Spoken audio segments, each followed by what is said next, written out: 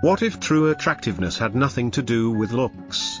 What if the most magnetic people you've ever met weren't defined by their beauty, fashion, or charm, but by something deeper, something you can't see, but you feel the moment they walk into a room? You see, the world teaches us that attractiveness is about surface appeal, flashy smiles, expensive clothes, youth. But what if that's only half the story, maybe even less than half? Real attraction, the kind that captivates, inspires, and leaves a lasting impression, is rooted not in appearances, but in essence.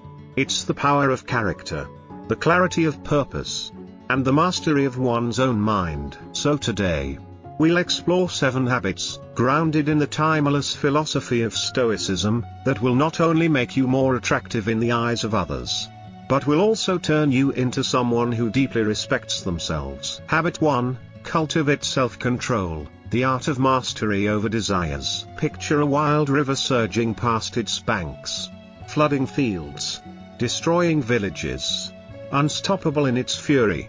That's what a life looks like when it's ruled by unchecked impulses, chaotic, reckless, and damaging. Now, picture that same river, harnessed and channeled, turning wheels, nourishing crops, powering entire cities. That is self-control in action. To be truly attractive, you must first master your own inner world. Marcus Aurelius said it best, you have power over your mind, not outside events. Realize this, and you will find strength. Self-control begins with awareness, understanding what triggers you, what tempts you, and what throws you off balance. It's about taming those urges before they take the reins. Like a rider calming a wild horse, the Stoic learns to guide emotion, not be guided by it. We all carry within us flashes of jealousy, surges of anger, whispers of greed. But the Stoic does not allow these to rule. Instead, they choose calm over chaos, reason over reaction. And here's the key, it starts small. Say no when indulgence calls. Pause before reacting in anger. Speak with intention. Each moment of restraint, each decision to act from principle rather than impulse, builds your inner fortress. Over time, this composure becomes magnetic.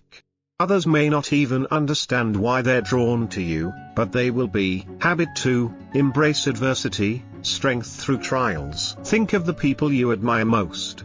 Are they the ones who lived easy lives? Or are they the ones who endured? Who stood tall in the storm? Who faced pain and loss and hardship, and kept moving forward? Adversity doesn't destroy real strength. It reveals it. The Stoics never ran from suffering, they welcomed it as a teacher. Seneca wrote, "Difficulties strengthen the mind, as labor does the body." Each setback you face is a silent test, an invitation to rise, to grow, to forge yourself in fire. And the reward? Not just resilience, but respect. There's a quiet dignity in those who remain calm when others panic, who stay the course when others break. People instinctively gravitate toward those who can weather life's tempests. So the next time a life challenges you, whether through rejection, failure, or loss, don't retreat. Embrace it. Ask yourself, what is this moment trying to teach me? Let each wound become wisdom. Let each scar remind you of how far you've come. Eventually, you'll stop fearing discomfort altogether. And when that happens, you become unshakable. That unshakable spirit is irresistible. Habit 3, live with purpose, align actions with values. Now imagine a ship in the middle of the ocean. No compass, no destination, just drifting wherever the wind blows.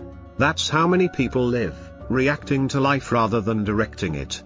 But those who live with purpose, they are like lighthouses, steady, clear, guiding others simply by being true to their own path. Purpose isn't a luxury, it's a necessity. The Stoics believed that we find our purpose in living according to nature and reason.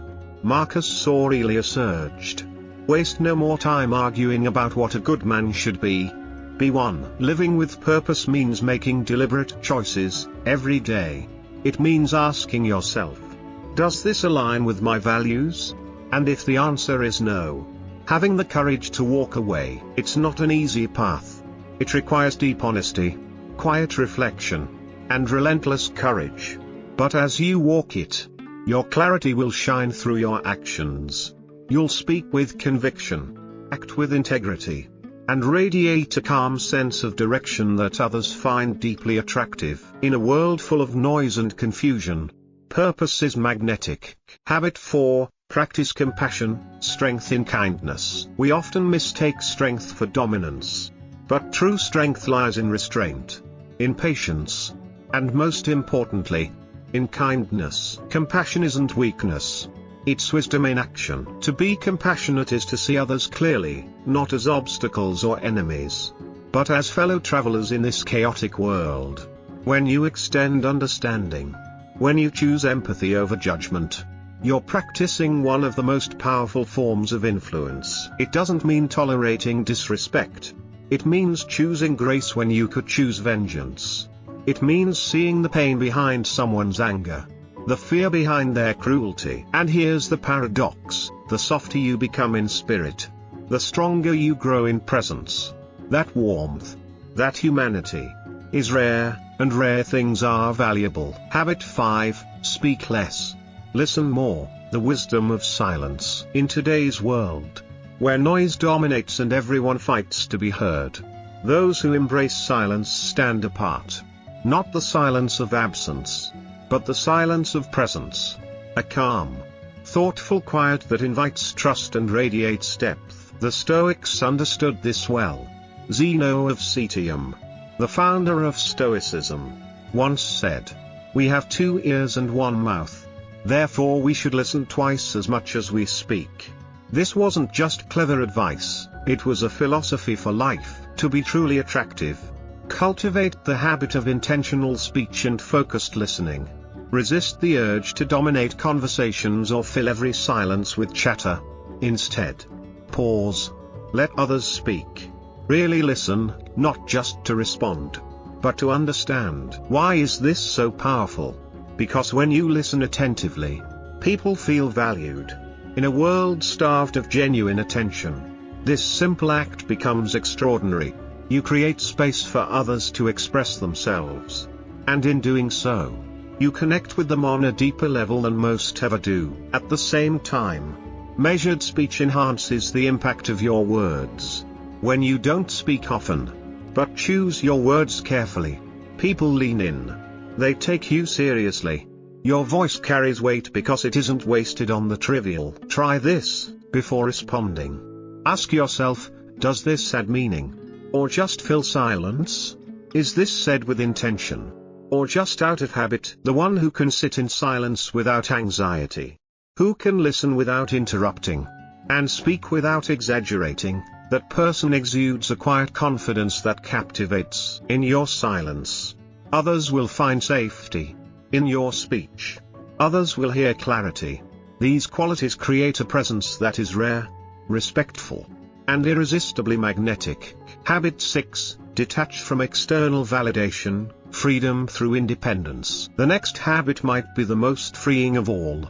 If you want to be truly attractive, not just in moments, but in essence, you must break free from the chains of needing others' approval. Let's face it, many people live as if they're on a stage. Every action, every opinion, even every smile, carefully shaped to please the crowd. But here's the problem: when you constantly chase external validation, you surrender your authenticity. And there is nothing more repelling than someone who isn't real. The Stoics were clear about this danger.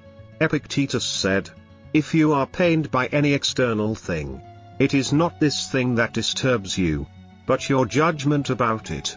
The sting doesn't come from criticism or rejection, it comes from how much you let those things define your worth. The truly attractive person doesn't need constant affirmation.